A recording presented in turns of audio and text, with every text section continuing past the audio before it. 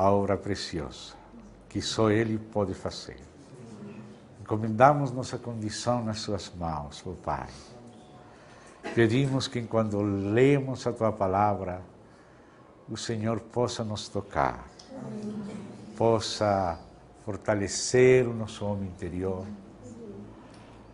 possa esclarecer os nossos entendimentos, nos afirmar na Tua graça, na Tua obra, na Tua presença. Ajuda-nos a deixar de lado todo interesse meramente humano, toda coisa ruim, porque o Senhor já fez isto na cruz. Por isso, Pai, em nome de Cristo, nos confiamos a Tua santa obra, a obra do Teu Santo Espírito, em Cristo Jesus. Amém. Amém.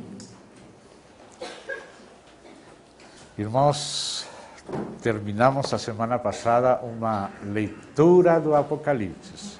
Assim, vamos deixar esse título. Leitura de Apocalipse, porque tivemos que correr. E vamos começar também uma leitura de Efésios. É uma leitura. Temos que ler muitas vezes e seguramente cada vez o Senhor pode nos falar mais. Se estamos abertos ao Senhor, Ele pode nos falar. Vamos começar então pelo capítulo 1. Inicialmente, por causa de uma pequena expressão aqui, vou fazer também uma muito pequena introdução, mas o principal é a leitura mesma da epístola. Paulo, apóstolo de Cristo Jesus por vontade de Deus, aos santos que vivem em Éfeso e fiéis em Cristo Jesus. Graça a vosotros e paz, da parte de Deus nosso Pai e do Senhor Jesus Cristo. Não todos os manuscritos antigos estão de acordo nesta expressão em Éfeso. Possivelmente esta carta era uma carta que se tornou uma carta circular, do mesmo jeito que o próprio Paulo queria que acontecesse também com a carta aos Colossenses e uma outra carta aos Laodicenses que ele escreveu, da qual ele fala no final do capítulo 4 da epístola aos Colossenses. Efésios e Colossenses são duas cartas que estão muito perto uma da outra. Os temas são complementares e por isso algumas pessoas, especialmente Marcion, no século II, ele pensou que possivelmente esta carta aos Efésios fosse aquela mencionada carta aos Laodicenses. Os manuscritos antigos, alguns, quando chegam aí em Éfeso, colocam pontos suspensivos como para que qualquer igreja pudesse colocar seu nome aí e receber essa circular. Uma carta que foi dirigida à igreja em Éfeso, mas que, da mesma maneira que Paulo falou aos Colossenses, que quando eles lessem a carta enviada a eles, enviassem essa carta para a Laodiceia e que fosse lida também lá. E que a carta que ele enviou para a Laodiceia, a igreja lá, fosse lida em Colossas. Então, as cartas que chegavam a uma localidade eram copiadas e enviadas a outras localidades e eram lidas em outros lugares. E por isso, alguns dos manuscritos não têm um nome em Éfeso. Quando você vai a uma edição crítica, você encontra as palavras em Éfeso entre parênteses quadrados, o que significa que não aparecem em todos os manuscritos. Mas se aparecem muitos, e em muitos antigos manuscritos. Então, o mais provável é que a carta realmente foi enviada a Éfeso e que depois foi usada de maneira de circular por outras igrejas, e por isso alguns manuscritos não colocaram a palavra Éfeso, mas outros se colocaram. Só isso, uma pequena nota. aí no verso 15 do capítulo 1, diz: por isso também eu, tendo ouvido a fé que há entre vós, no Senhor Jesus, tendo ouvido, parecesse, podia dar uma primeira impressão, como se Paulo não tivesse conhecido os irmãos de Éfeso. Por exemplo, de Colosas ele não conheceu, mas ele falava que eles não tinham visto o rosto dele, mas que ele mantinha uma luta espiritual a favor deles, e os que estavam em Laodiceia e Herápolis. Mas isso não é algo conclusivo. Esta carta, também, essa frase também pode ser escrita por alguém bem conhecido por eles, e que ele estive lá, assim que somente são sinais pequenas para especular, mas não é necessário passar da especulação. Já seja suficiente. Então, vamos parar aqui essa parte, vamos da introdução e vamos passar à exegesis. Apóstolo quer dizer enviado, enviado por Deus, através de Cristo, enviado por Cristo, com a missão especial da economia divina, o arranjo do plano de Deus para desenrolar o seu propósito aqui na Terra. Ninguém pode ser apóstolo por si mesmo. Ninguém pode se autotitular apóstolo. Pode que aconteça, mas para ser verdadeiramente apóstolo, tem que ser enviado por Deus, por Cristo. A maneira não importa, o que importa é quem enviou a pessoa. Como não é importante. O importante é quem enviou. Foi Deus. Esta comissão saiu do coração de Deus. Foi Deus quem encomendou esta comissão nestas pessoas. Então aí são chamados de apóstolos. Começa sempre, graça a vosotros e paz. Primeiro tem que haver graça para que então possa haver paz. Quando a graça é recebida, então temos paz com Deus. Paz da parte de Deus. Porque se não é da parte de Deus, nunca vai ser paz. Tem que ser da parte de Deus e do Senhor Jesus Cristo. E agora sim começa Paulo exultando. Paulo começa esta epístola com uma expressão de júbilo, com uma expressão de gozo. Bendito o Deus e Pai de nosso Senhor Jesus Cristo. Ele vai abençoar a Deus, começa louvando a Deus, porque ele viu o que Deus deu. Quando nós, com a ajuda do Espírito, vemos a mesma coisa que Paulo viu, nós também vamos dizer: bendito o Deus e Pai de nosso Senhor Jesus Cristo, que nos tem abençoado com toda sorte de bênção espiritual nas regiões celestiais em Cristo. Aqui Paulo não deixou fora de Cristo nenhuma bênção. Aqui Paulo está vendo que Deus tomou uma determinação, aquela de nos abençoar em Cristo. E Deus colocou em Cristo toda a bênção. Deus converteu a Cristo na plenitude das bênçãos de Deus. Não há bênção espiritual de Deus que se encontre fora de Cristo. Mas não há bênção espiritual de Deus que esteja fora de Cristo. Todas as bênçãos estão já dadas em Cristo. Aqui Paulo está falando em passado. Paulo está falando com revelação. Paulo está falando com fé. Deus nos deu, nos abençoou. Já foi um decreto de bênção que saiu do coração de Deus.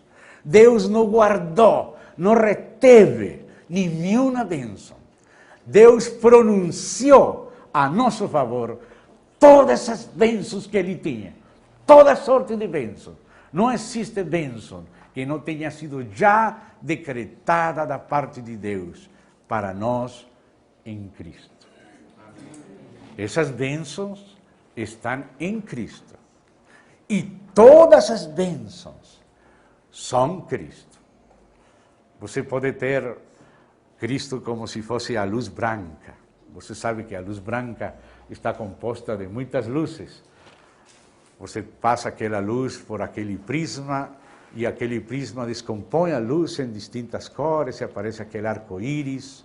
E aquele arco-íris são as diferentes partes daquela luz. Assim, cada uma das bênçãos é como se fosse uma das cores da arco-íris. Mas todos eles juntos são Cristo. Se você precisa amor, o amor é Cristo. Se precisa paz, Ele é a paz. Se precisa gozo, precisa fortaleza, precisa virtude, precisa consolo, precisa ser livre, liberdade, precisa nascer de novo, precisa fortaleza, precisa renovação, precisa saúde, o que você precise. Todas as bênçãos, Deus já nos deu em Cristo Jesus. Diz que de tal maneira Ele amou o mundo, que deu seu Filho, para que todo aquele que nele crê não se perca, mas tenha vida eterna. Ele nos deu vida eterna. O próprio Pai se nos deu sua vida, nos deu a sua natureza. E diz Pedro, todas as coisas que pertencem à vida e à piedade nos foram dadas. Quando? Em Cristo. Tudo está em Cristo. E agora diz assim, bendito Deus e Pai de nosso Senhor Jesus Cristo, que nos tem abençoado. Já isso foi um decreto de Deus. Um decreto que saiu da boca de Deus. Se Deus falou, seja a luz, foi. Assim foi. A luz foi. E se Deus falou, sejam total e absolutamente abençoados em Cristo, assim é. Porque Deus não mente. Aquela palavra que saiu da boca dele é uma palavra eficaz que vai produzir tudo aquilo que ele decretou. Temos essa certeza de que o que Deus está fazendo através de uma palavra criadora. E a primeira criação se baseia na palavra criadora de Deus. E a segunda criação, a nova criação, também provém da palavra de Deus. E Cristo é o Verbo, a palavra encarnada de Deus, para nos trazer toda a bênção. Por isso, aquele título do livro do nosso irmão Watchmani, Cristo, a suma de todas as bênçãos espirituais, de todas as coisas espirituais, a essência das coisas espirituais. Nada espiritual temos fora de Cristo. Mas tendo Cristo, nele temos tudo o que precisamos para colaborar com Deus em Cristo, para atingir o seu propósito eterno. E agora diz mais, nas regiões celestiais em Cristo, assim como nos escolheu nele antes da fundação do mundo, para sermos santos e irrepreensíveis perante Ele em amor. A minha versão que estou traduzindo aqui diz perante Ele, ponto e vírgula, e depois, e em amor nos predestinou. Se você vai no grego, a vírgula vem depois de amor. No grego diz assim, irrepreensíveis perante Ele em amor. E aí depois vem a vírgula. Amados, aqui chegamos a um ponto muito importante, um ponto que eu sou consciente, claramente, que tem sido motivo de controvérsias na igreja. Não vou ser dogmático, vocês podem pensar diferente, mas vocês me permitiram falar. Que problema vocês apanharam agora. Mas estamos aqui entre irmãos. Esta eleição é nele. Às vezes esquecemos essa palavra pequena. Às vezes falamos da eleição, mas sem relacionar que essa eleição é nele. O que quer dizer eleitos nele? Quais são as implicações dessa importante frase? Não é somente eleitos, é eleitos nele. Desde a eternidade, Deus tem uma única complacência. E Ele já declarou qual é a complacência do seu coração. Quando seu filho veio, se fez carne, viveu na vida privada, depois na vida pública, ele deu testemunho 2 vezes, dizendo: este é o meu filho amado, no qual eu tenho complacência. Toda a complacência declarada do Pai é o Filho de Deus. E por isso, a eleição de Deus só pode ser em seu Filho. Realmente, a quem Deus escolheu desde a eternidade é a seu Filho. O escolhido de Deus é o Filho. E se você está no Filho, e o Filho está em você, Ele se incorporou em ti, e você é membro dele, por causa dele, que é a sua complacência determinada, você é escolhido por causa e com a base de Cristo. A eleição de Deus tem base, e essa base é Cristo, e também o seu conhecimento antecipado. Em Romanos, vocês lembram aquela passagem que diz assim, que Ele predestinou para que sejamos feitos conformes à imagem do seu Filho, para que Ele seja o primogênito entre muitos irmãos. Tudo o que Deus está fazendo é por causa do seu Filho, é em função do seu Filho, é um presente que o Pai está passando para o Filho e que o Filho também vai compartilhar com o Pai.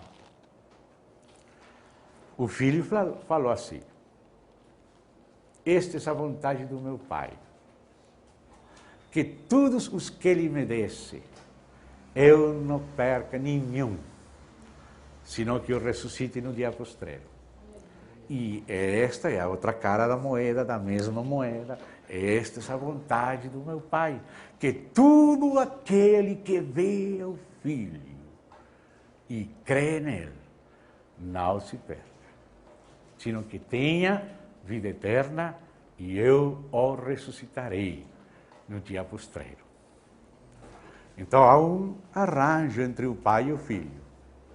Tudo aquele que esteja no Filho, por causa disso, no amado, como vamos encontrar uns versos aqui um pouco adiante, é aceito no Filho.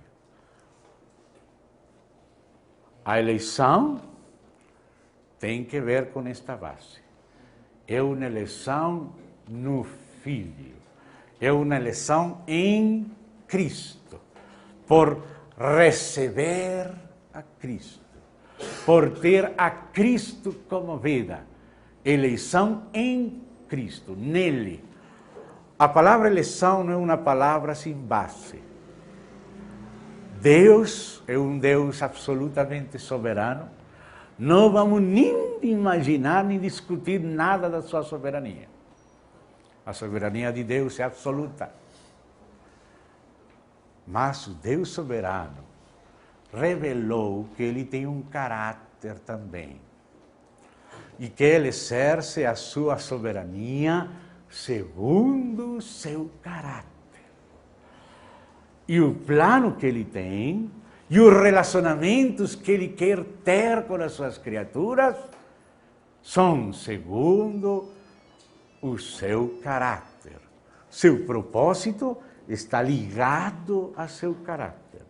Seus métodos estão ligados a seu caráter. O exercício da sua soberania, ele mesmo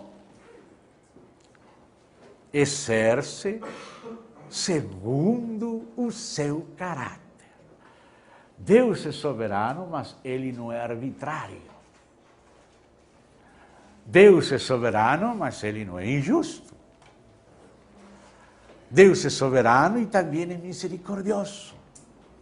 Deus é soberano, mas quer ter criaturas responsáveis do seu próprio destino.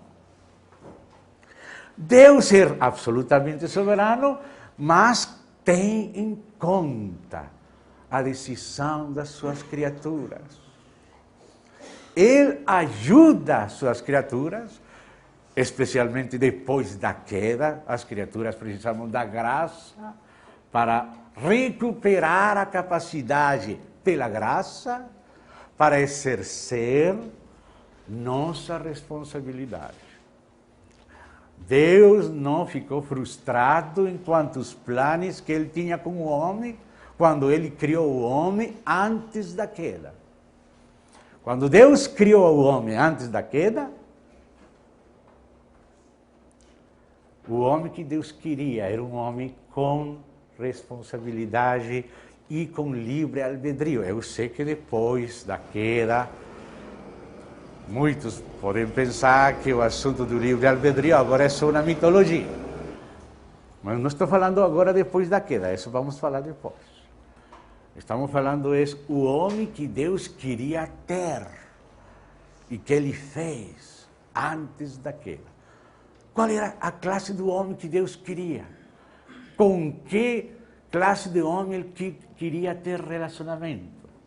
Com um homem responsável, um homem livre, um homem que não era forçado, ainda que Deus teria o direito de forçar, porque Deus criou criaturas que têm que obedecer forçadamente à sua vontade. Os planetas têm que girar, as galáxias têm que girar, tem muitas criaturas que não são pessoas, que estão obedecendo cegamente à vontade de Deus. Mas o caráter, a excelência de Deus, queria criar umas criaturas à sua própria imagem, que tivessem com ele um tipo de relacionamento como aquele que ele tem com seu filho. Por isso ele queria que essas criaturas fossem criadas em seu filho e voluntariamente quisessem viver por seu filho para ser como seu filho e poder ter com elas um relacionamento do mesmo jeito que ele tem com seu filho. Assim ele queria. E assim ele continua querendo. E ele não foi frustrado pela obra de Satanás e pela queda do homem, porque ele tem capacidade de otorgar graça.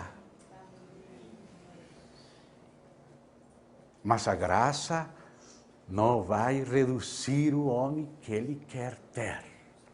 A graça capacita o homem para ser a classe do homem que Deus sempre quis que o homem fosse, como seu Filho Jesus Cristo. Então, quando Deus criou o homem podia escolher viver por si mesmo ou viver por Deus.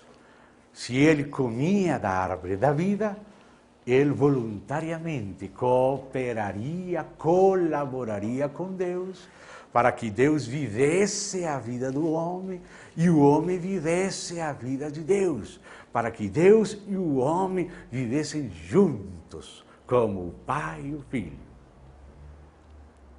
Mas se o homem não quisesse, ele viveria uma vida separada de Deus. E isso foi o que Adão escolheu, e Eva.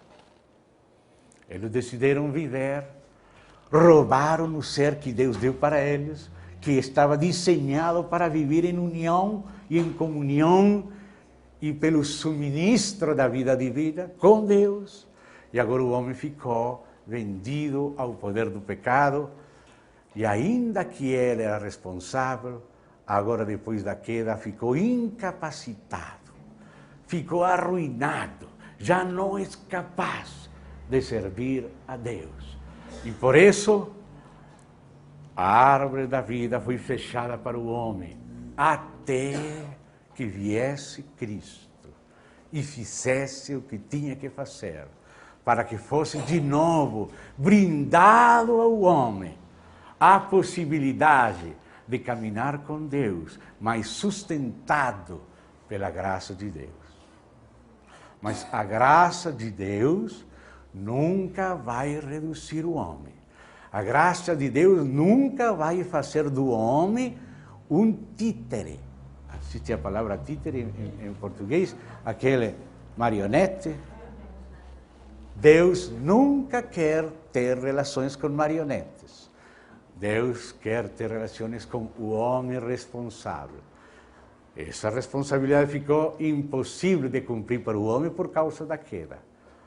Mas com a graça de Deus, com a graça, sustentado pela graça, o homem recebe pela graça a capacidade de agir responsavelmente. Nunca a graça vai reemplaçar a responsabilidade do homem. A graça vai sustentar o homem, para que o homem, na graça, juntamente com ela, colaborando com Deus, seja um homem que ama a Deus. Ninguém pode amar a Deus sem a ajuda de Deus. Mas a ajuda de Deus nunca vai reduzir você de sua responsabilidade. Deus vai julgar você, porque Ele fez você responsável. Senão, se você só fosse um marionete, você nunca seria julgado por Deus. Se Deus não quisesse que você fosse responsável e que a sua responsabilidade determinasse o seu destino eterno, você não seria julgado. Mas ainda que Deus quer que todo homem seja salvo, Ele não vai obrigar ninguém. Ainda que Deus não quer que ninguém pereça, Ele não vai impedir ninguém. Deus quer que todos sejam salvos.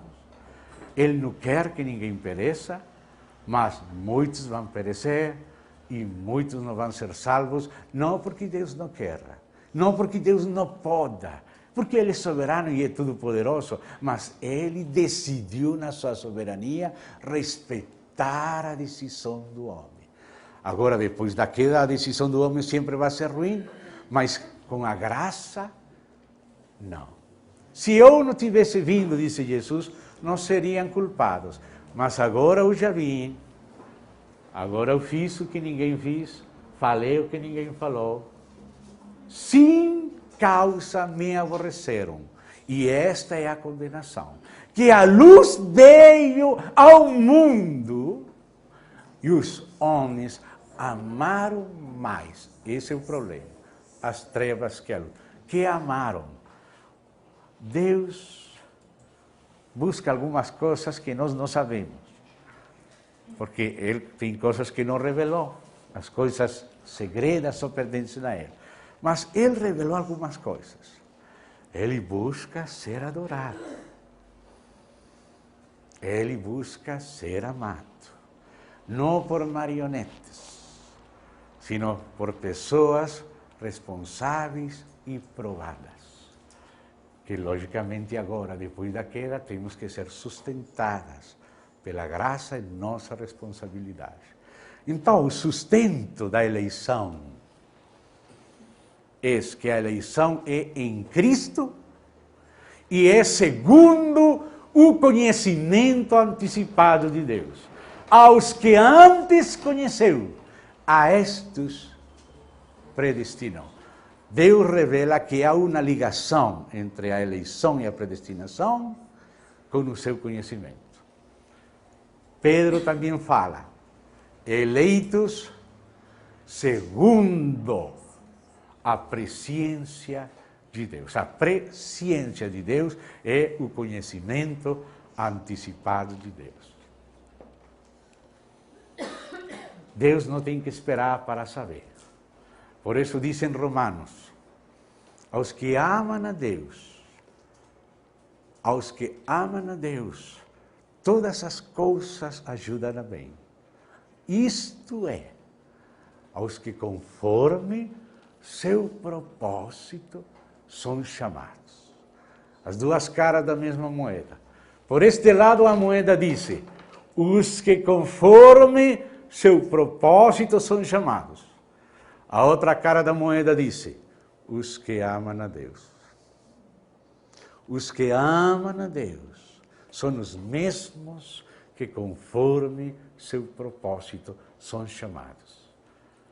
Ninguém podia amar a Deus depois da queda.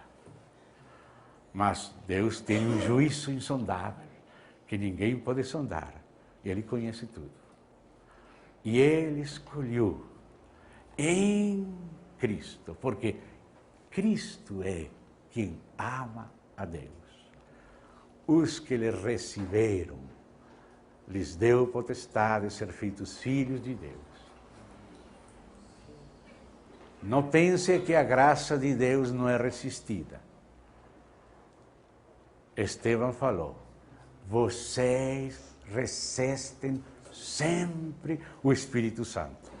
Todo o tempo da vida do homem, o Espírito Santo está trabalhando com o homem. Por que veio o dilúvio? Porque disse assim Deus. Ele estava lutando com o homem todo o tempo. E disse Deus, já não vou mais lutar com o homem. Porque todo o pensamento deles, tudo, é somente o mal. Mas Deus estava lutando com o homem. E a graça de Deus, que pode capacitar o homem para caminhar com Deus, a graça, pode ser resistida, porque Deus não quer obrigar o homem. Quando Ele queria ter uma casa, um tabernáculo, um santuário, que figura da igreja, da noiva, da humanidade que Ele sempre quis.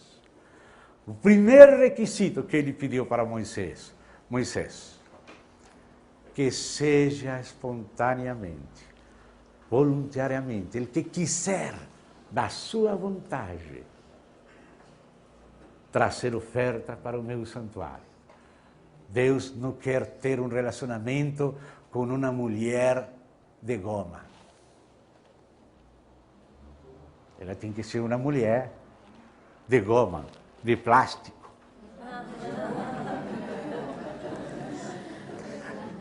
Desculpa meu portunhol. Ele quer se casar com alguém que também queira. Eu quis juntar teus filhos, Jerusalém. Eu quis, mas você não quis.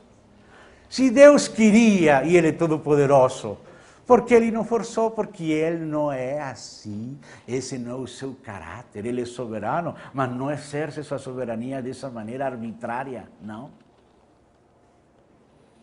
Ainda os vasos de ira preparados para a ira,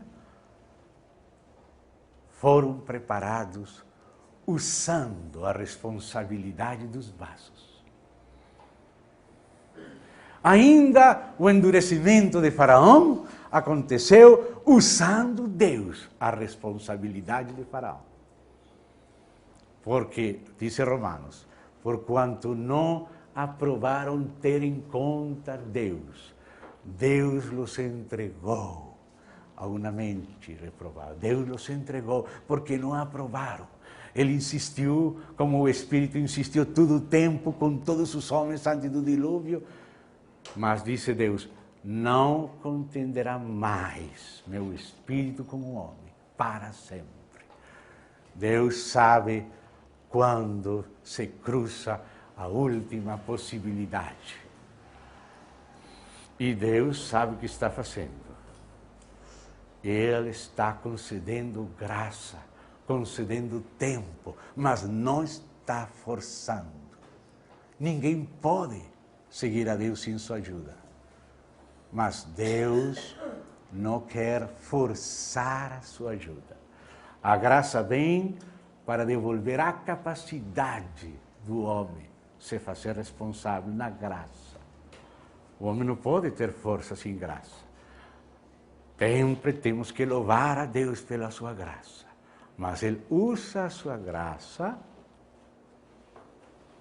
respeitando a responsabilidade do homem e permite ao homem resistir ou não o seu Santo Espírito. Tudo isso está implicado nessa frase.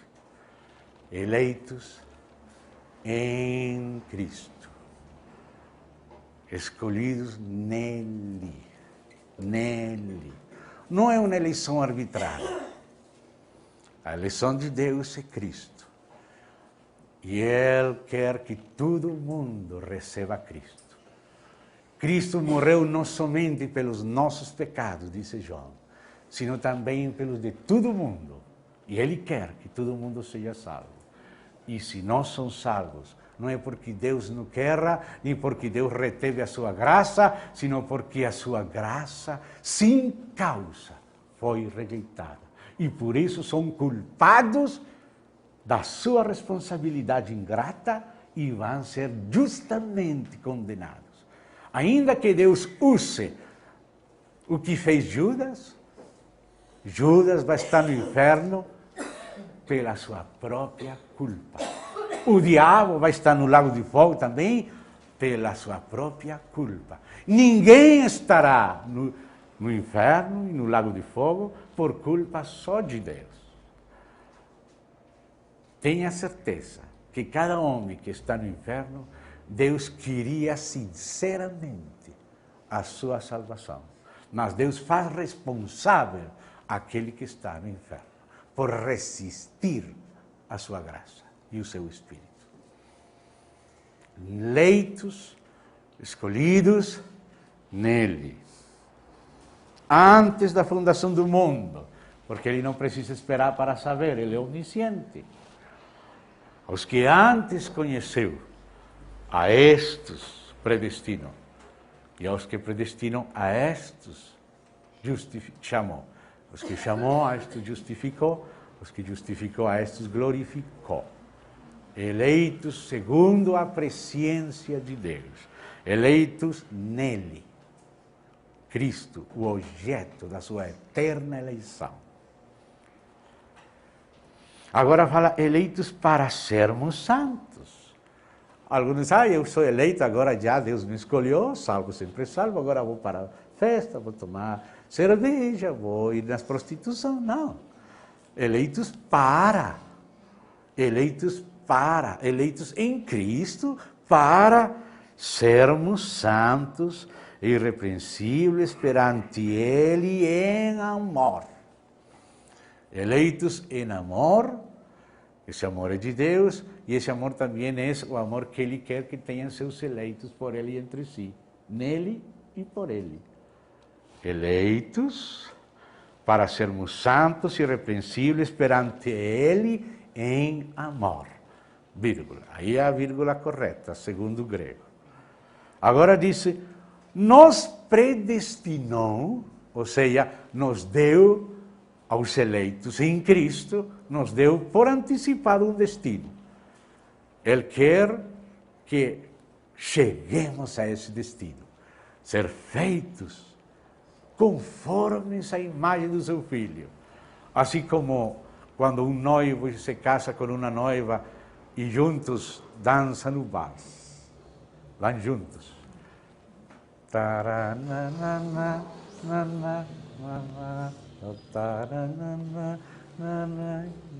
Juntos. Assim é que Deus é soberano. Deus é um noivo soberano. Ou digamos melhor, um soberano noivo. Deus não é um ditador, ainda que pode ser. E Ele vai usar vara de ferro, Mas Ele tem um caráter. E Ele sujeita a sua soberania ao caráter. E Ele, na sua soberania, respeita o que Ele quer que a criatura decida. Há coisas que Ele decide sozinho e coisas que Ele quer que a sua criatura decida. Ele decide que a sua criatura decida juntamente com Ele. E Ele vai ajudar a decidir, mas Ele não vai decidir em lugar da criatura. Vai ajudar a criatura com graça e capacidade da graça para decidir. E juntos vão se casar. Essa é a esposa do Cordeiro. Nos predestinou para Ele, para a adoção de filhos, diz esta tradução aqui. Aqui são 3 palavras, mas no grego é somente uma palavra muito importante. Essa palavra que aqui nesta tradução é adopção de filhos. É a palavra huiotesian.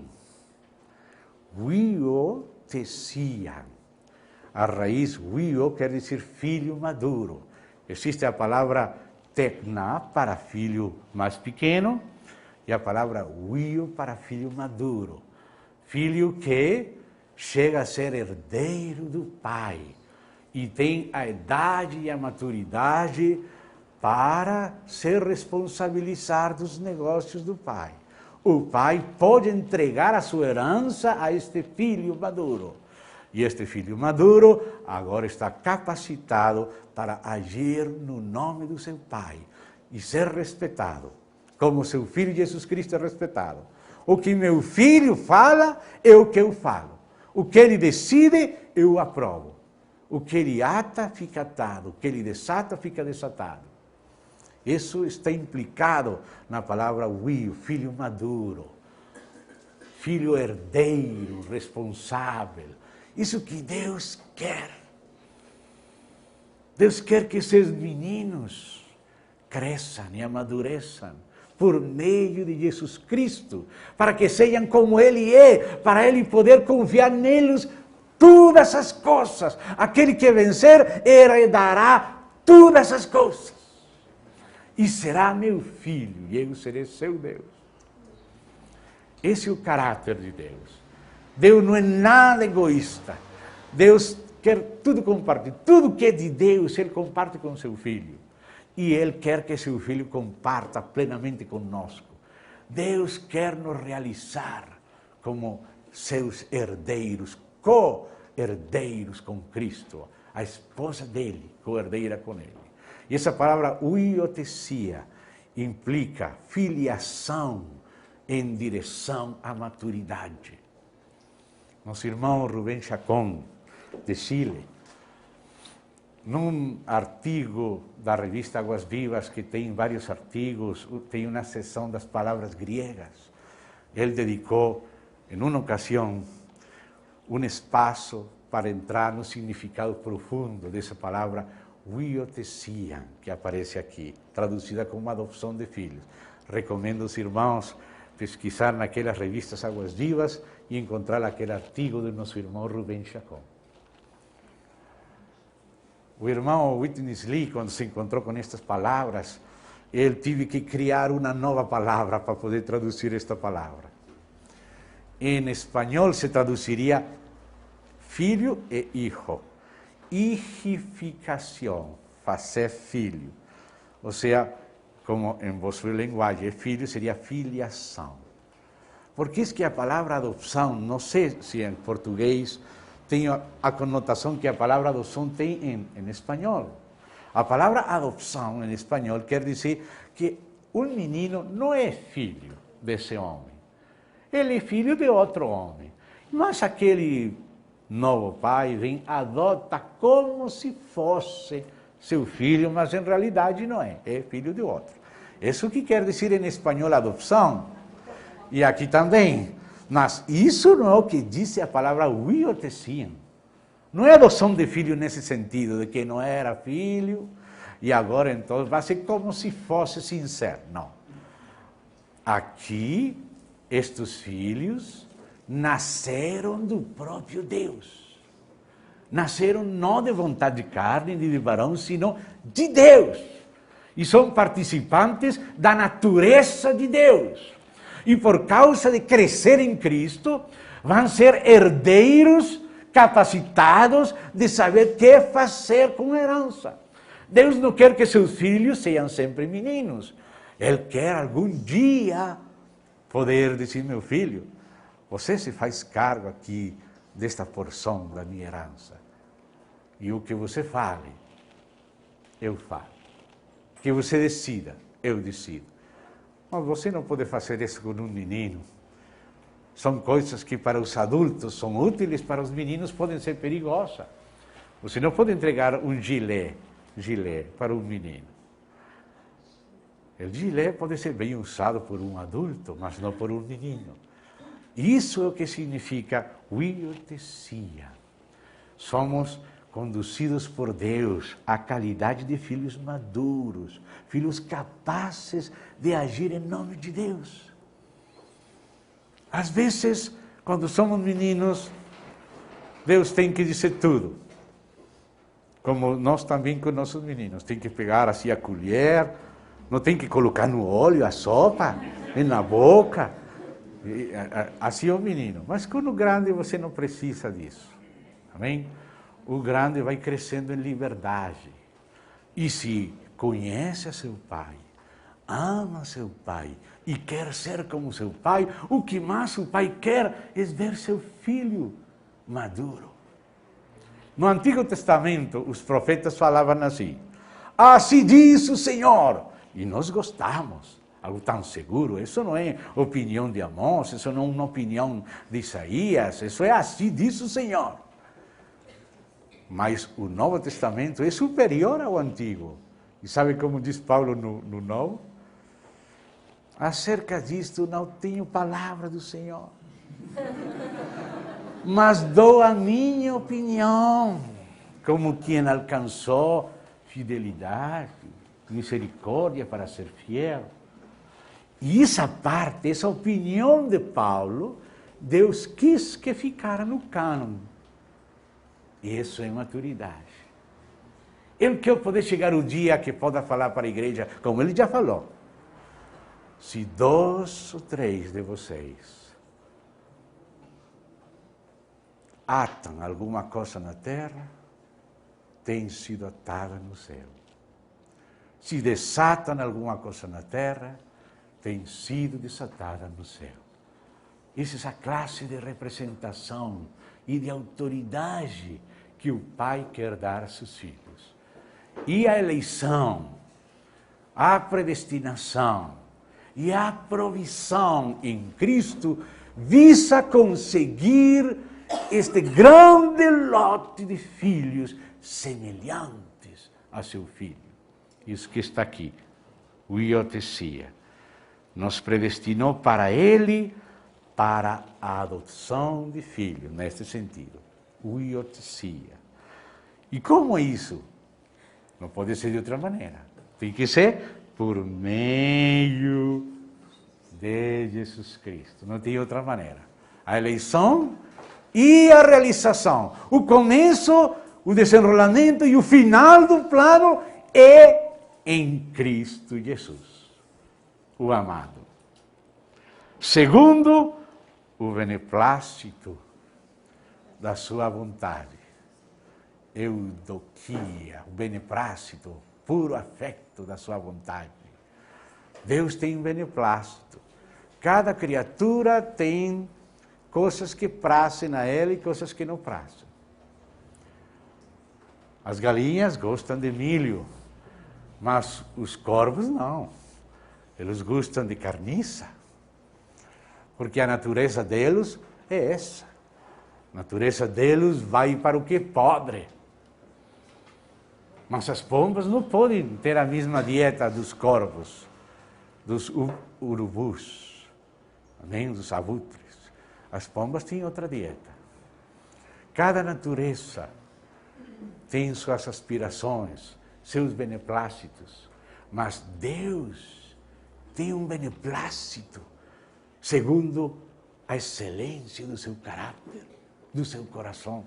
As coisas que agradam no coração de Deus são coisas altas, são coisas santas, são coisas sublimes. Deus não gosta do que o diabo gosta. Nossos caminhos não são seus caminhos. Como são mais altos os caminhos dele que os nossos, assim, os seus mais altos que a terra. Assim, como a diferença entre o que é beneplácito de Deus, o que é o bom prazer de Deus. Mas o bom prazer de Deus, Ele se propôs e vai ter. E tem que ver com seu filho e a sua mulher, a sua igreja, conformada por muitos filhos e filhas semelhantes a ela. Isso que traz alegria ao coração de Deus. Deus não está alegre com o inferno. Ele não gosta. Ele não quer que o ímpio seja mais ímpio. Ele diz, deixe o seu caminho ímpio, se converta e viverá. Ele não vai negar socorro àquele ímpio para se converter. Se o ímpio não se converte, não é porque Deus arbitrariamente não quis ajudar a ele, é porque ele resistiu continuamente à graça de Deus, até Deus dizer, bom, isso que você quer, vamos parar aí.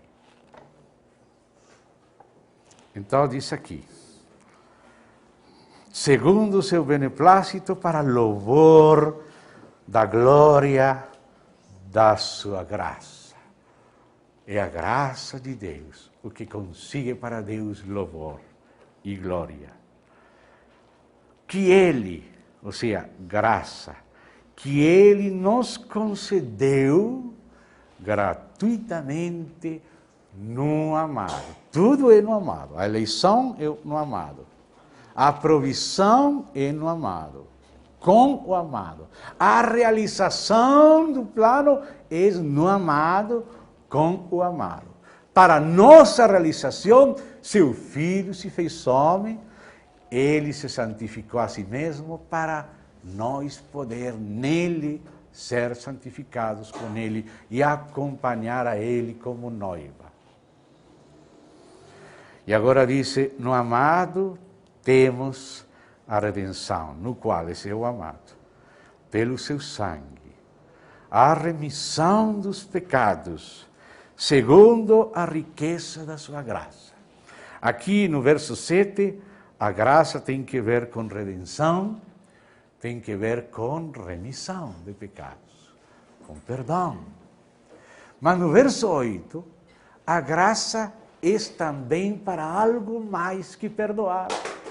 A graça também é para nos revelar o seu propósito e nos conduzir nessa provisão a cooperar com Ele, com seu propósito.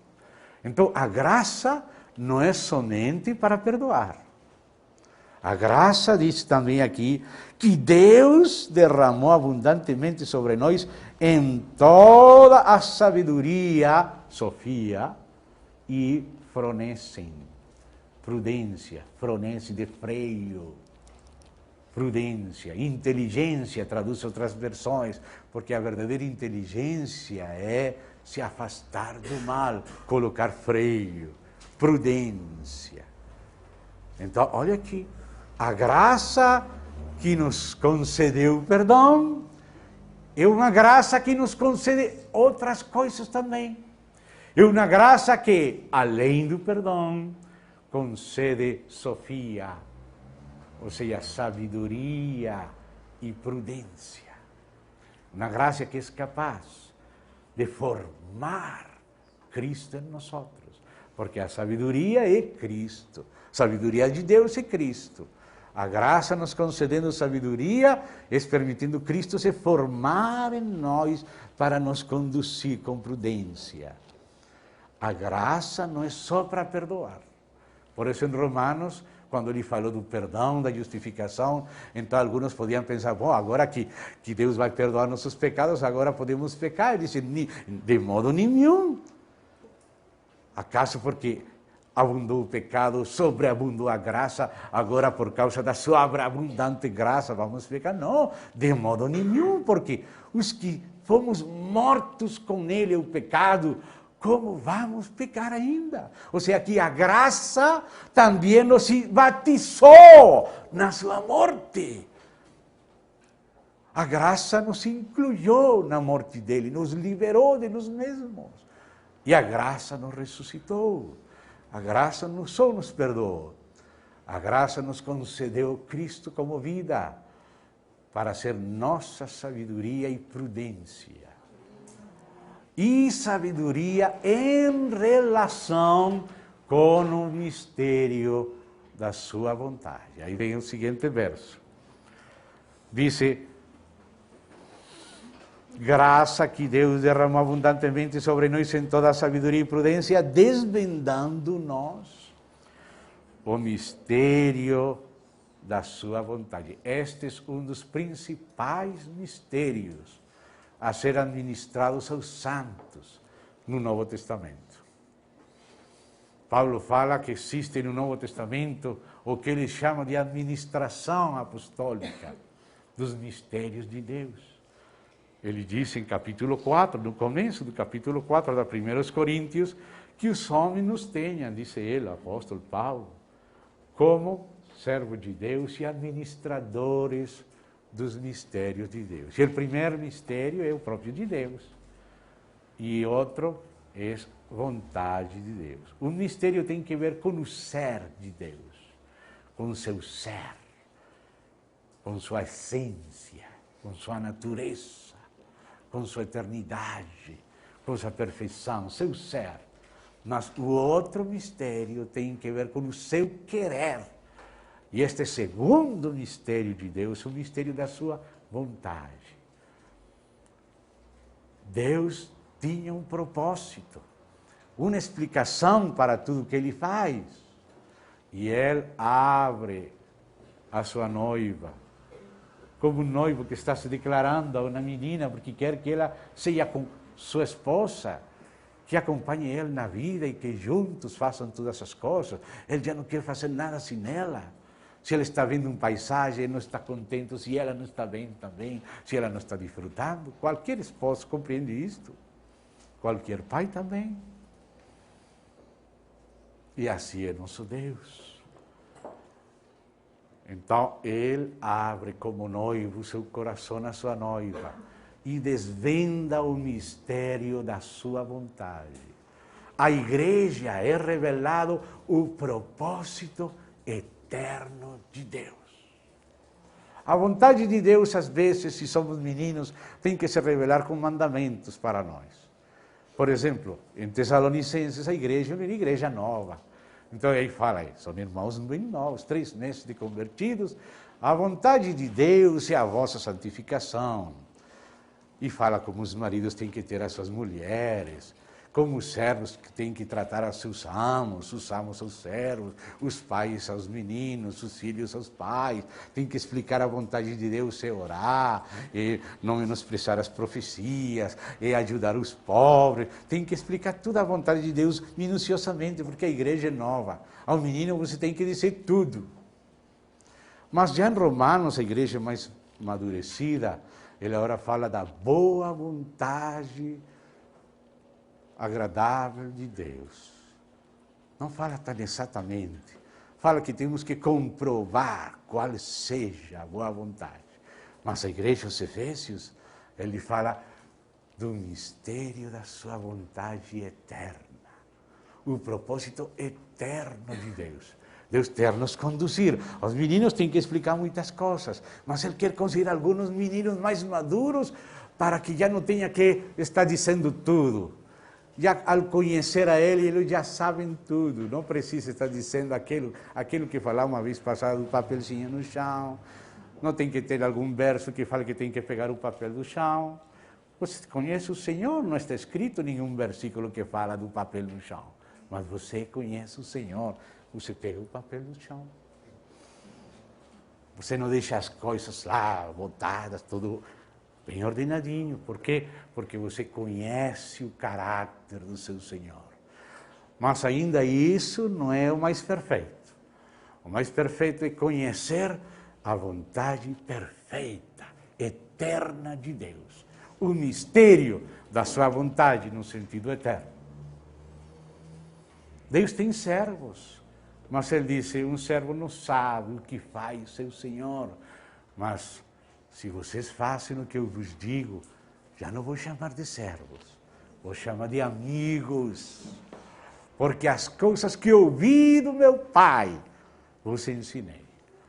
Então Deus quer filhos maduros, que sejam um com Ele, com a causa dEle, que compreendam o propósito eterno de Deus e que estejam comprometidos com Deus, em colaborar com Deus na sua graça, para que Deus tenha o seu propósito. Deus, o Pai, quis fazer bodas a seu filho.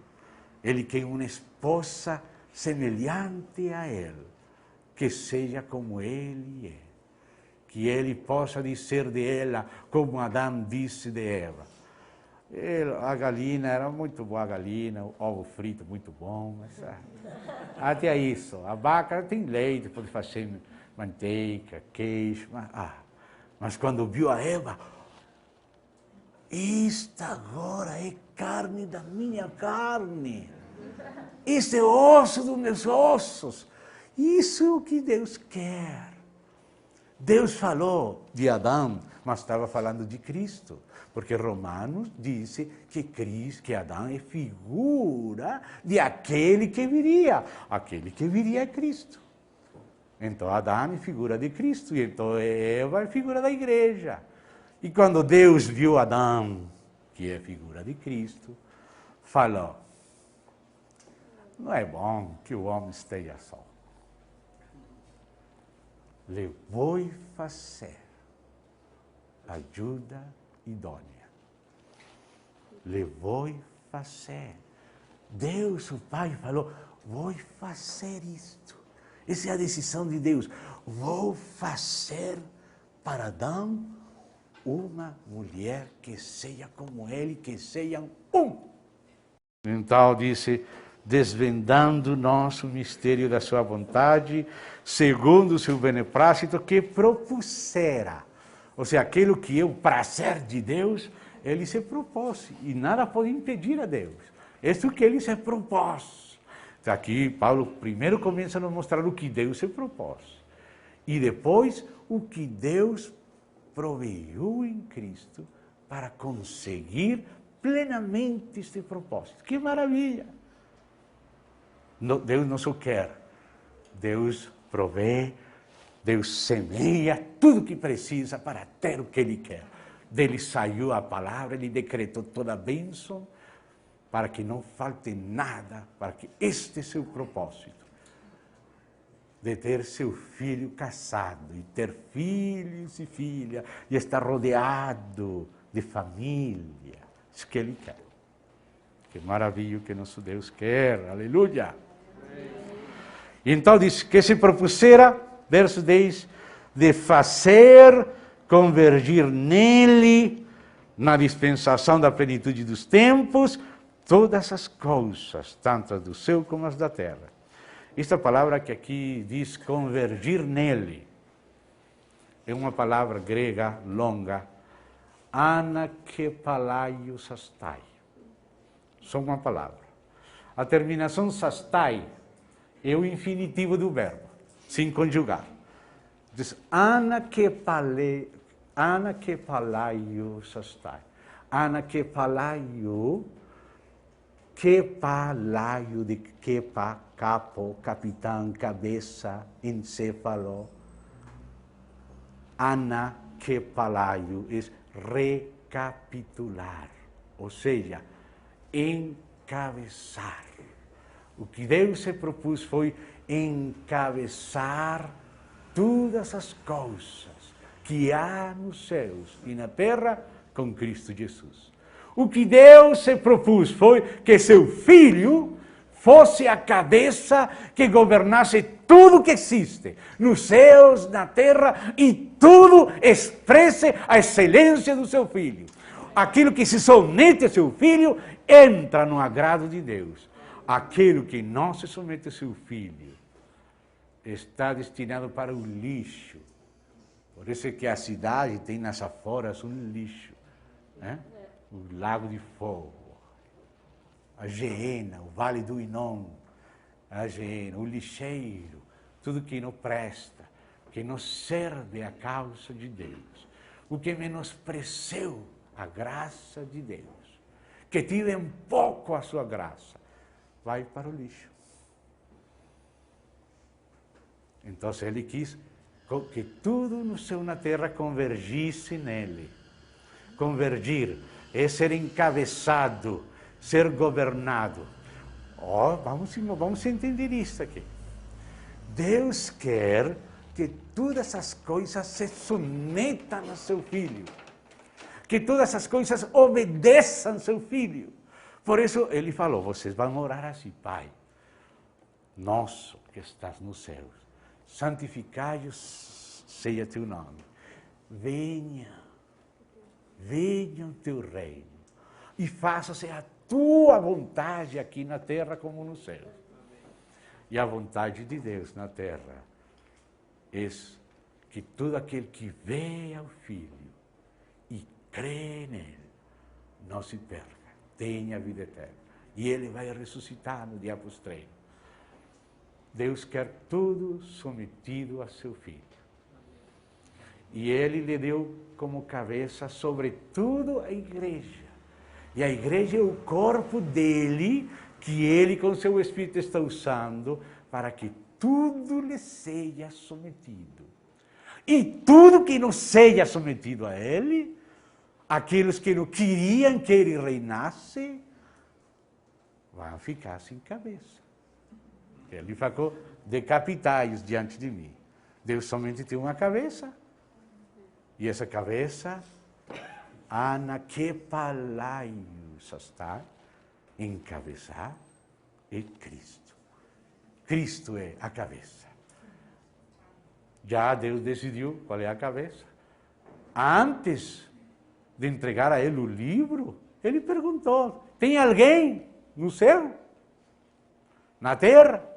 Debaixo da terra, digno, só de olhar o livro? Ninguém. Nem João. Tá bom? Deus demonstrou porque seu filho é cabeça. Deus sempre conheceu seu filho, mas nós não conhecíamos. Mas depois da revolta de Lúcifer, dos anjos e a queda do homem, agora começamos a conhecer o filho. A fidelidade do seu filho, não fiz nada contra seu pai, tudo fiz por amor a seu pai e por amor a nós, e nos reconciliou com Deus. Como não vai ser ele a cabeça? Por isso ele permitiu liberdade às criaturas, permitiu luz dele fazer o que ele quer, os demônios podem apresentar a sua proposta, e os infernos são como manicômios, casas de loucos, cheios das propostas dos anjos, caídos e dos homens. Mas a última palavra é de Deus. E Deus falou, isto é o que vocês têm para propor? Isso no inferno? Isso que vocês propõem? Temos que compreender porque Deus permitiu temporalmente o mal. Só com o objetivo que seu filho fosse melhor reconhecido. Ele fez o contrário de Satanás. Satanás não sendo quis ser, e ele sendo se humilhou, como se não fosse. Se submeteu até a morte. E por isso, Deus lhe fez Senhor, e lhe fez cabeça de tudo. Se alguém tem outra proposta, tem tido muitos anos de tempo. Hitler tinha uma boa proposta, não? Está muito no inferno já. Mao tinha outra proposta. Onde está Mao agora? Pode estar com Hitler lá. Para que vamos mencionar outros Messias. Há um só Cristo de Deus. Agora disse, fazer convergir nele, encabeçar, colocar cabeça nos céus na terra. E disse, na dispensação da plenitude dos tempos, uma expressão. Oikonomia é a palavra exata debaixo de dispensação. Depois vamos encontrar lá no capítulo 3, administração e oikonomia. Lá em Colossenses vamos encontrar administração ou economia. Lá em Lucas 16 vamos encontrar mordomia ou economia. Lá em 1 Coríntios 9 vamos encontrar comissão ou economia. Lá em 1 Timóteo vamos encontrar edificação ou economia. Existe uma palavra, chave das Escrituras, que é oikonomia, que é traduzida dispensação, administração, mordomia, comissão, edificação. Mas são 5 traduções de uma só palavra, oikonomia, uma palavra-chave da Bíblia. A palavra vem de 2 raízes, oiko, de onde vem a palavra espanhola hogar, oiko, hogar, até no Guarani fala hogar. E esse hogar se fala em português lar, casa, e nomo. Nomia vem de nomos, vem de norma, lei. Oikonomia, a norma do lar. O arranjo administrativo do reino de Deus, que quer dizer oikonomia. O plano de Deus para conduzir tudo em feliz término ao seu propósito. Isso que é economia. Irmão, o conceito de economia na Bíblia é muito importante. Diz que todas as coisas nos céus e na terra vão convergir, vão ser encabeçadas pelo Senhor Jesus na economia da plenitude dos tempos. Essa palavra que aqui foi traduzida plenitude, plerómatos, quer dizer a completação, o cumprimento dos tempos. Esta palavra tempos aqui está falando das sações, das ocasiões, das eras, dos períodos. Kairos. Kairos é a palavra. Existe tempo cronos e tempo kairos. Mas o tempo cronos é somente um tempo cronológico que vai passando, 5 anos, 10 anos, 1 século, 1000 séculos, esse cronos. Mas kairos também quer dizer tempo, mas em outro sentido. É tempo apropriado. Ocasião é sação. Por exemplo, uma senhora está fazendo uma comida e ela vai provar. Ainda está cru, precisa um pouquinho mais de fogo. Não está ainda na sação, não está no seu tempo. Ainda tem que cozinhar um pouco. Está fazendo aquele bolo, já cozinhou acima, mas agora tem que pegar, tirar e colocar abaixo, esfriar acima e esquentar mais abaixo, para cozinhar no outro lado. Assim Deus falou que o povo deles como uma tarta, mas falou que Efraim era uma tarta que não foi virada, então ficou queimada por um lado e crua por outro lado, assim somos nós. Sempre na mesma coisa, estamos já queimados na mesma coisa, em outras coisas estamos crus. Então precisamos que aquela tarta vire. Isso que é kairos, o tempo apropriado. Por exemplo, quando você vai pegar uma fruta, esta fruta ainda está muito ácida, tem que esperar. Tem que amadurecer. Nós somos muito ácidos, a gente não pode comer nós. Temos que ser mais doces. Isso quer dizer kairos. Não é tempo exterior, é maturidade de dentro. Quando o grão está maduro, então chegou a cega. Se o grão não está maduro, não chega a cega. Tem que esperar, vamos ver. Ainda está cru. Por isso disse Pedro que nós temos que apressar a vinda do Senhor. Se nós amadurecemos, o Senhor pode falar, já está pronto, já se pode comer. Mas ainda precisa mais tribulação. Senhor. Porque se fosse só ser perdoados, nós temos que ser transformados por Ele.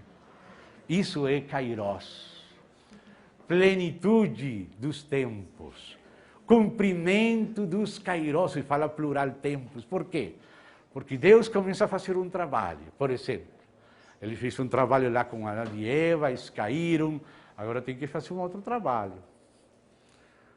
Vem o dilúvio, tem que começar um outro trabalho. Tem que chamar Abraão, começou outro trabalho. Vem Moisés, começou outro trabalho. Vem o Senhor Jesus, faz outro trabalho.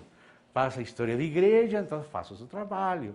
Tribulação grande, outro trabalho. Milênio. Ou seja, diferentes períodos. É como quem está fazendo um preparo, primeiro tem que picar aqui, depois tem que acrescentar isto, depois sal, depois tem que colocar água, depois na fornalha e assim. Até está tudo cozinado. Isso, a economia do cumprimento da plenitude dos tempos. E todo o trabalho de Deus com os patriarcas era necessário para Israel. Todo o trabalho de Deus com Israel, com Moisés, com os juízes, com os reis, com os profetas, com os escribas, era necessário para nós. Todo o trabalho da igreja primitiva, da igreja na Idade Média, na época da Reforma, tudo isso era Deus cozinhando para nós.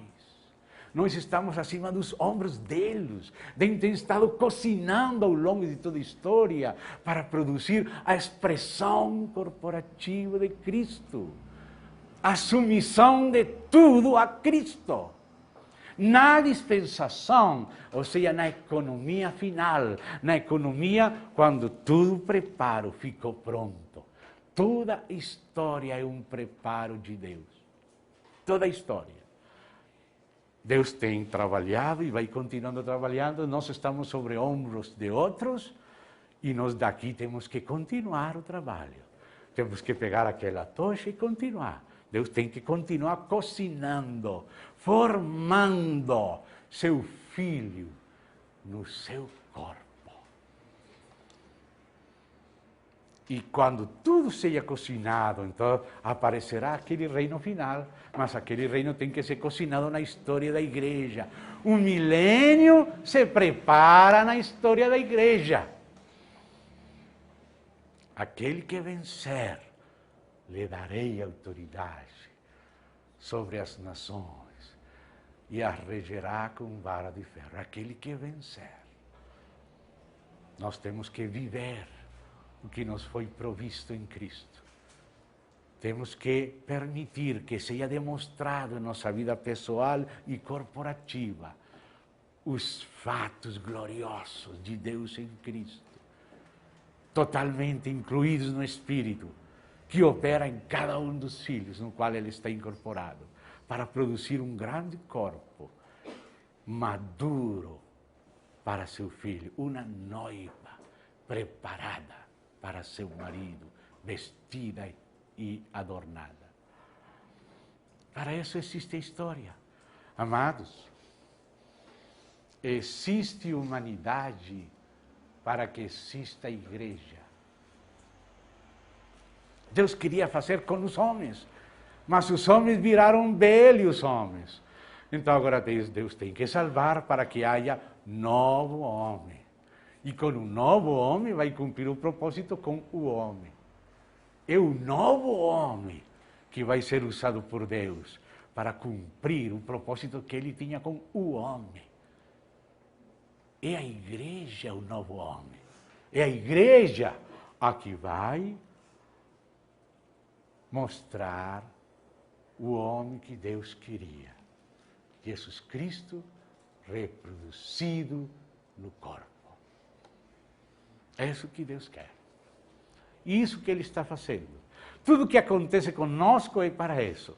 Porque Deus falou, lhe farei uma ajuda idônea. E Ele está nos conformando à imagem do seu Filho. Quando nos conforma, isso dói. Porque nós temos outra forma. Tem que conformar. Oh, meu Deus. Isso dói. Porque nós estamos deformes. E Ele nos quer transformar conformes à sua imagem. Então temos muitas coisas sobrando e muitas coisas faltando. Precisamos do trabalho dele.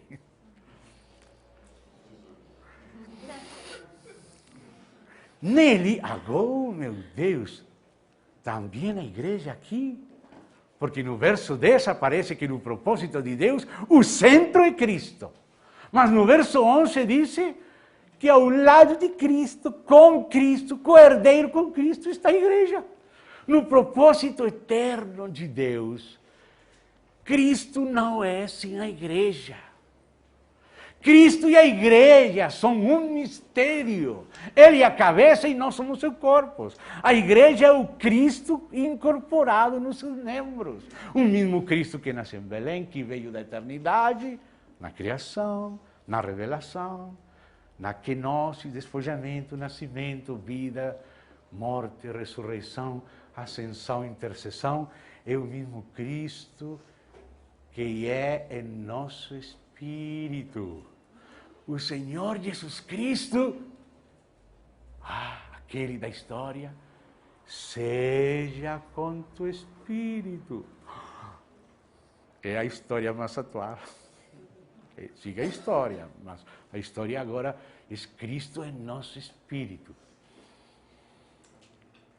Cristo transformando-nos, individual e coletivamente. Esse é o mesmo Cristo. O mesmo Cristo histórico é o Cristo que mora e transforma a igreja. Edifica a sua igreja para se apresentar uma, não 390.000 denominações, uma igreja santa e gloriosa, sem mácula nem ruga, nem coisa semelhante. É o que Ele está preparando. Ele quer se apresentar a esta noiva. E está escrito, está profetizado, aleluia, que a ela se concedeu se preparar para as bodas. Aleluia! Amém. Glória a Deus! Nessa estamos. Amém? Amém? Nos sometemos ao tratamento do Senhor, ao revestimento do Senhor. Então, no verso 11 aparece o corpo. No verso 10, aparece a centralidade de Cristo no propósito eterno de Deus. E no verso 11, aparece a igreja que era a costela de Cristo, mas que dessa costela apareceu ao seu lado uma mulher. No verso 11 está a mulher. O verso 10 mostra a centralidade de Cristo, mas o verso 11 mostra o lugar da igreja com Cristo. Porque o que o Pai quer é que seu filho se case. Um rei, que é o nosso Pai, quis fazer seu propósito, bodas a seu filho. O que Ele está fazendo conosco é preparando a noiva do seu filho. Se nós queremos ser cristocêntricos, temos que ter muito em conta a igreja, porque o que está no coração de Cristo é a igreja. Amém. Você quer servir ao coração de Cristo? Seja a sua igreja e edifique a sua igreja em união com Ele. Porque diz o verso 11, nele, ou seja, em Cristo, isso não pode ser fora dele. Nele digo, no qual fomos também feitos herança. O pai tem uma herança em seu filho, e o filho tem uma herança em seu pai. Todo o que é do pai é do filho, essa é a herança do filho. Mas também, tudo que é do filho é do pai. Essa é a herança do pai no filho. Mas agora, Deus quer que nós tenhamos herança nele e ele ter herança em nós, do mesmo jeito que ele tem com o seu filho. Então, aqui fala da herança de Deus em nós e da herança nossa nele.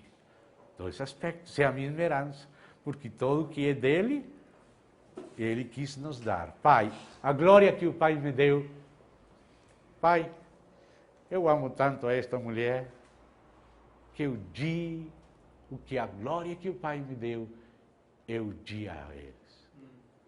Por isso, a Nova Jerusalém tem a glória de Deus. porque o Pai deu ao Filho e o Filho deu à Igreja. Por isso ela é cristalina, transparente. Ela não pode distorcer a ela, ela tem que ser transparente, para que ele possa passar sem distorção. Sua glória não ser distorcida. O verso 11 fala do lugar central da Igreja, com Cristo no propósito eterno de Deus. Diz aí, nele digo, no qual fomos também feitos, nós feitos, herança. Nós somos a herança dele agora. Ele quer ter também herança em nós, como tem em seu Filho. E para isso ele nos dá como herança a seu Filho. Porque seu Filho é também a herança dele. Ele nos deu seu Filho como herança para que nós sejamos a herança de Deus em Cristo. Então diz aqui, nele digo, no qual fomos também feitos herança, predestinados, segundo o propósito de aquele que faz todas as coisas, conforme o conselho da sua vontade, a fim de sermos para louvor da sua glória. Nós, primeiro os judeus, crentes. Nós, os que de antemão esperávamos em Cristo. Os israelitas estavam esperando o Messias. Não todos receberam, mas os que receberam são as primícias. Primeiro em Jerusalém, então Judeia, então Samaria e então até o último da terra. Então aqui fala, nós, os que de antemão esperávamos em Cristo, em quem também vós. De novo, em Cristo também vós. Porque em Cristo somos semente de Abraão, herdeiros, como fala em Gálatas. Em Cristo também vós, os gentios, também vós, depois que ouvistes a palavra da verdade, o evangelho da vossa salvação, tendo nele também crido, fostes selados com o Santo Espírito da promessa. Ser selado quer dizer ser reconhecido como propriedade de Deus. Você não pode colocar um selo de propriedade em algo que não é a tua propriedade, um roubo. Mas Deus tem uma propriedade dele, que é a herança de Deus, que Cristo lhe conseguiu. Quando todas as coisas lhe estão sujeitas a Cristo, ele também se sujeitará ao Pai, para que Deus seja tudo em todos, a herança de Deus. E o selo que ele coloca para reconhecer que algo pertence a ele e é propriedade dele, esse selo é o seu Espírito. Seu Espírito. E o Espírito é recebido pela fé. Pela fé. Quando cremos nele, confiamos nele, e com a ajuda dele, recebemos ele, o Espírito dele vem a ser um com o nosso Espírito.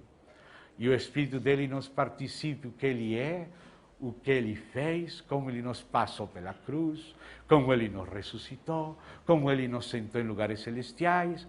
Agora nós começamos a nos parecer aos poucos a ele, porque temos o seu Espírito. E o seu Espírito em nós é o selo de que pertencemos a ele e somos a propriedade dele. Ninguém pode vir a estender a sua mão. Aqueles gafanhotos do inferno têm proibição, ainda na tribulação, de tocar aqueles que têm o selo de Deus vivente. Oh, meu Deus.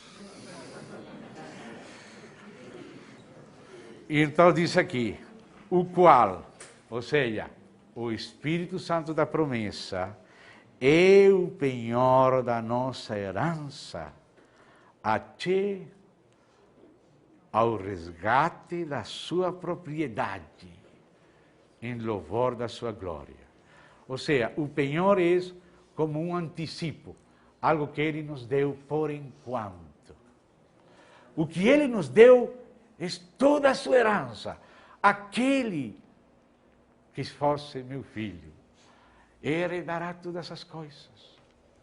Mas antes de você heredar todas as coisas, você recebe o seu Espírito. E o Espírito é o antecipo. Quando você está em Espírito, na presença de Deus, você como que percebe de trás do véu a glória de Deus. E ainda a majestade do que Ele está fazendo para você. O Espírito é um antecipo, é um penhor. Você tem o carro, aqui está a chave. Se você tem a chave, você pode levar o carro. Se não tem a chave ainda, não pode levar o carro. A chave é o penhor. E o penhor é o Espírito. E o Espírito se recebe pela fé. Depois que ouvistes a palavra de verdade, o evangelho da vossa salvação, tendo nele também crido, fostes selados com o Santo Espírito da promessa, o qual é o penhor da nossa herança até o resgate da sua propriedade em louvor da sua glória. Vamos parar aqui, irmãos, por causa da hora. Querido Pai, em nome do Senhor Jesus, estamos imensamente agradecidos pela declaração de amor de nosso Rei. Agradecemos que o Senhor nos tenha aqui, abrindo-nos o seu coração, fazendo-nos ler a Tua palavra de sempre, para que saibamos do Teu grande amor, de Teu grande anseio pela Sua noiva. Ó nosso Senhor, nós também desejamos estar prontos para Ti. Nos colocamos nas Tuas mãos, nos entregamos a Ti, nos consagramos ao Senhor para que o Senhor tenha toda a liberdade de fazer o que precise para nos achar sem mácula, preparados para Ti, vestidos de linho fino, para a glória do Teu nome, em Cristo Jesus. Amém. Obrigado, irmão.